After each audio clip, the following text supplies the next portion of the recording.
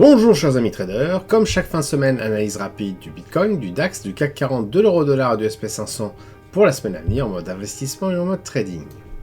Mais avant d'oublier, si vous souhaitez bénéficier du calendrier de l'Avent Grandir avec le trading, je vous invite à vous inscrire sur le lien dans la description de cette vidéo.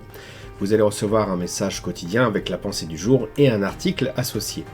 Cela commence le 1er décembre jusqu'à Noël où vous aurez un petit cadeau.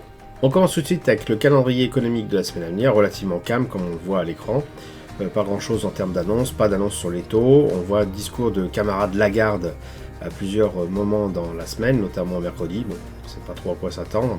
Lundi aussi. Et pour le reste, ça devrait être relativement assez calme. Allez, on commence tout de suite avec le Bitcoin exprimé en euros, qui a atteint des sommets. Donc il n'a pas atteint les 100 000 euros. Par contre, quand on regarde le Bitcoin exprimé en dollars, on en est très très proche. On est arrivé au plus haut à 99 758 dollars, donc juste en dessous des 100 000 dollars, qui est vraiment un seuil psychologique. Et donc bien sûr, pour le Bitcoin exprimé en euros, ce seuil est un petit peu plus bas, tout simplement parce qu'avec le cours de l'euro-dollar et l'euro qui dévisse, eh bien, on a un seuil bien sûr correspondant qui est plus bas. Donc cette pause est tout à fait saine, on va dire, après une telle hausse. On peut donc s'attendre maintenant à avoir de la consolidation, donc deux optiques par rapport à ça. Si vous avez pris position peut-être assez bas, comme moi j'ai pu le faire ici et également ici, eh bien, vous pouvez prendre tout ou partie de vos gains, puisque la phase de latéralisation va sans doute continuer et peut-être même engager une correction avant que ça redevienne intéressant sur ces niveaux-là, eh bien, de remettre une pièce dans le jukebox pour continuer au-delà des 100 000 dollars. Ou bien, si vous êtes un peu plus conservateur, bien vous gardez votre position, vous attendez de voir ce qui va se passer pour la suite, en sachant que la tendance de fond est quand même très très haussière, et donc reprendre une position sur des niveaux bas de ce range-là, une fois qu'on en saura un petit peu plus sur la nature de ce range-là, me paraît tout à fait approprié. Le DAX, quant à lui, n'a pas fait grand-chose, il a repris un petit peu par rapport à la semaine dernière, mais s'inscrit toujours dans son rectangle de latéralisation qui a suivi lui-même un rectangle un petit peu plus long et de plus grande amplitude. Donc pour l'instant, on reste attentif, ça va pas non plus super fort pour l'économie allemande, mais voilà, au niveau graphique, on voit que cette phase de consolidation va durer peut-être un petit peu plus longtemps que prévu. Et il est encore trop tôt pour savoir si on va réintégrer de manière un peu plus définitive ce rectangle-là de latéralisation, ou bien ça va être un effet bouchon de champagne et continuer à la hausse. Le CAC 40, quant à lui, a strictement rien fait par rapport à la semaine d'avant, ni encore celle d'avant. On voit également que, on attendait peut-être la notation de Standard & Poor's qui finalement a été assez sympathique pour nous les Français, et dans la mesure où on n'a pas été dégradé au niveau de notre note de souveraineté économique, ou plutôt le note de la qualité de notre dette, mais ça revient à peu près au même. Donc je dirais, voilà, c'est le même discours que la semaine dernière et que celle d'avant.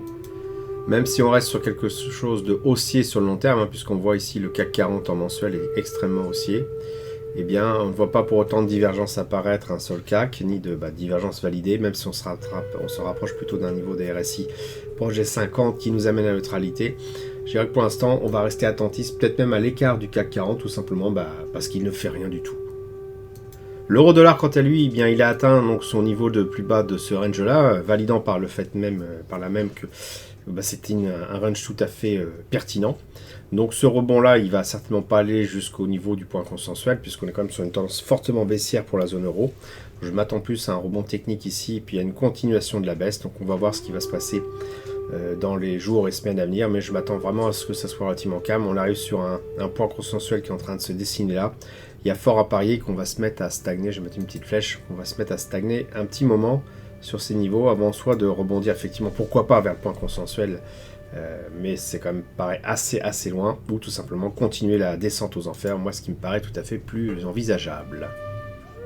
Le SP500 quant à lui s'est repris, il a atteint ses niveaux les plus hauts, je crois même qu'il l'a dépassé d'un point, enfin bon, peu importe, on est vraiment sur les niveaux les plus élevés.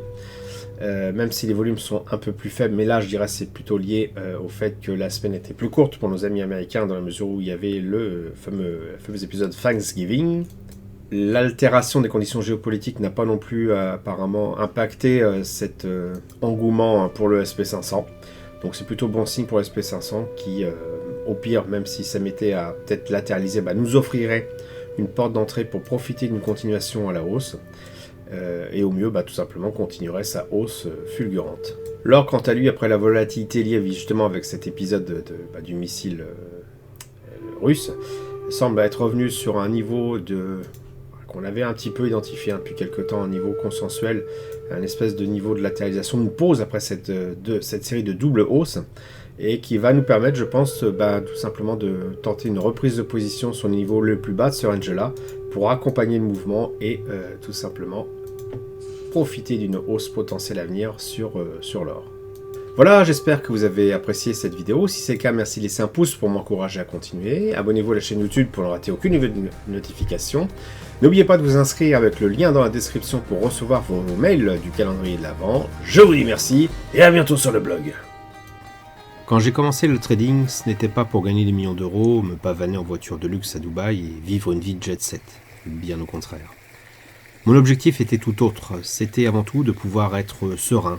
Pas besoin d'être millionnaire pour ça. Non, moi je voulais juste être autonome et ne dépendre de personne pour faire mes choix de vie.